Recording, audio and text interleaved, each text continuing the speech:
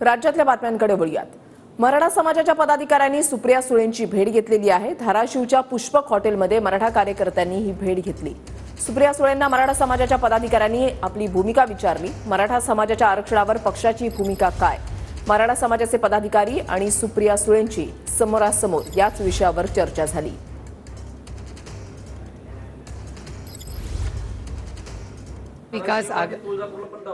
महाविकास आघाडीच्या 288 जागांवर महाविकास आघाडी लढणार आहे। प्रत्येक ठिकाणी आम्ही म्हणजे आपण म्हणून आम्ही लढणार आहे। संजय राऊत यांची पत्रकार परिषद झाली आणि त्यामध्ये संजय राऊत असं म्हणाले की चेहरा डिक्लेअर करते किंवा तसा दावा करते राष्ट्रवादीकडे कोण चेहरा आहे मुख्यमंत्र्यांचा? कुठे आम्ही मुख्यमंत्री हा विषयच आमच्या पुढे आता नाही। आता महागाई, बेरोजगारी आणि भ्रष्टाचार अशी खूप मोठी आव्हानं राज्याच्या आणि देशाच्या समोर आहेत।